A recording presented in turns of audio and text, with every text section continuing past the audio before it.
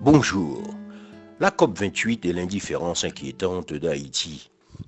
Était-il nécessaire de faire appel à des arguments factuels pour convaincre les climato-sceptiques de la confirmation d'un dérèglement climatique? Les pertes en sont immenses en Europe. Elles sont liées aux catastrophes climatiques et ont dépassé 100 milliards d'euros sur les seules années 2021 et 2022. Les États-Unis, pour leur part, ont enregistré 23 catastrophes météorologiques graves, dont les dégâts dépassent 1 milliard de dollars. Au sud, le Pakistan, par exemple, a vu un tiers de son territoire, 1,78 million d'hectares, endommagés. Le canal de Panama a réduit ses activités commerciales en raison de la sécheresse de la région. La désertification que l'on pensait limitée au Sahara s'étend à tous les continents. Alain Richard Donvani, président de la COP15, chargé de la lutte contre la désertification, a examiné le caractère global du problème. Je cite, « L'Espagne risque de devenir un pays désertique. Le Portugal perd ses forêts à cause de la sécheresse. Et la France est obligée de prendre des mesures drastiques pour lutter contre la pénurie d'eau à venir. La sécheresse touche tout le monde, poursuit Donvani, aussi bien les pays industrialisés que les pays pauvres, les pays en développement ou les pays intermédiaires. Cela devient un phénomène mondial auquel l'opinion publique commence à s'intéresser. Il était temps. » Fin de citation. Quelques remarques sur la COP28. C'est une grande messe à laquelle participent 136 gouvernements et chefs d'État. On note sur cette carte l'absence des dirigeants des principaux pays émetteurs de CO2 et d'autres gaz à effet de serre, la Chine, les États-Unis, le Canada, la Russie. Cette année, même l'Organisation des pays producteurs de pétrole aura son pavillon. Le président de la COP est d'ailleurs le sultan Ahmed Al-Jaber, le président de la Compagnie nationale de pétrole des Émirats arabes unis.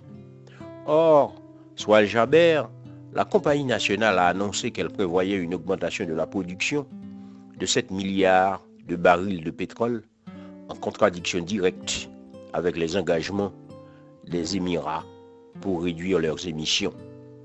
Avec un leader pareil, il n'y a probablement pas grand-chose à attendre de cette COP, expliquent certains analystes, mais ce ne sera pas un immense changement par rapport aux COP précédentes. Les décisions prises lors des COP doivent être approuvées à l'unanimité, et beaucoup de temps est passé à négocier les thèmes exacts des traités. Même quand il y a un accord comme celui de Paris, tous les engagements sont volontaires et pas toujours réalistes ou respectés. Le processus doit être réformé, comme le demande dans une lettre ouverte au secrétaire général de l'ONU, Laurence Tubiana, et de nombreux experts. Mais cette année, il y a une discussion plus lourde de conséquences immédiates sur la question du fonds, pertes et dommages, qui est censé compenser les pays les plus pauvres, qui sont les premières victimes du changement climatique, alors qu'ils y contribuent le moins. Le principe de ce fonds avait été approuvé l'an dernier, mais sans aucun détail. Il était prévu que ces détails soient élaborés cette année en vue d'un vote à Dubaï. Ces négociations ont failli dérailler. Et parmi les sujets qui créent la discorde, les États-Unis refusaient le principe de contributions obligatoires. Il semble qu'ils aient eu gain de cause. Sans obligation, ces engagements sont vains. L'engagement de 100 milliards de dollars annuels pour les pays pauvres, pris à Copenhague, n'a jamais été atteint.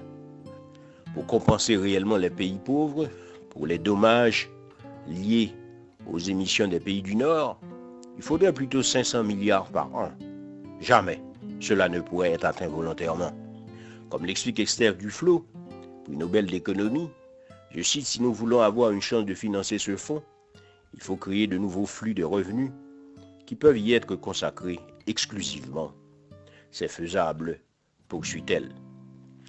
Il est important de souligner que les émissions de méthane sont également une question prioritaire à l'ordre du jour, car elles sont devenues un domaine de coopération dans les relations entre les États-Unis et la Chine, comme le souligne l'organisation tripartite attendue États-Unis, Chine et Émirats arabes unis, de sommet sur le méthane et les gaz à effet de serre autres que le CO2 à la COP28.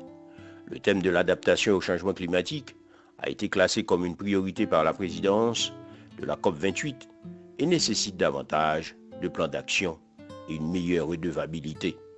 Selon le Fonds monétaire international, les coûts d'adaptation atteindront 0,25% du PIB mondial, produit intérieur brut, avec des coûts particulièrement élevés pour les petits pays insulaires, atteignant jusqu'à 20% de leur produit intérieur brut.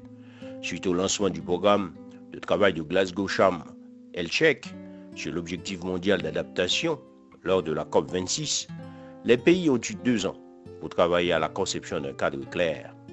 Et bien qu'un accord sur des objectifs spécifiques ne soit pas encore acquis, son adoption est considérée comme un indicateur clé de succès pour la COP28. En résumé, les décisions clés sont attendues de la COP28, une impulsion pour un déploiement massif des énergies renouvelables et de l'efficacité énergétique, un fonds opérationnel pour les pertes et dommages et des mesures vers la concrétisation de l'agenda du Pacte de Paris pour les peuples et la planète, une méthodologie claire pour canaliser le soutien aux pays les plus vulnérables, prendre des mesures sur l'élimination progressive des combustibles fossiles et sur la réduction des émissions de méthane, ainsi que sur l'amélioration de l'adaptation au climat. En fin de compte, cette COP consiste à déterminer la confiance que l'on peut avoir encore pour le pouvoir de la diplomatie, pour créer une impulsion au changement afin de protéger le climat et l'environnement en tant que bien public. Pour conclure, toutes ces questions concernent Haïti, menacée par un effondrement écologique, puisque l'ethnologue américain Jared Diamond, dans son livre Effondrement, comment les sociétés décident de leur disparition ou de leur survie, nous alerte déjà sur les risques qui menacent Haïti, contrairement à son voisin la République dominicaine. Mais pour le moment, la question écologique n'est qu'un instrument aux mains des gouvernements opportunistes haïtiens tirant des initiatives internationales, des ressources d'accumulation et de survie, quitte à ce qu'Haïti disparaisse. Jacques Désir, Radio Cosmos.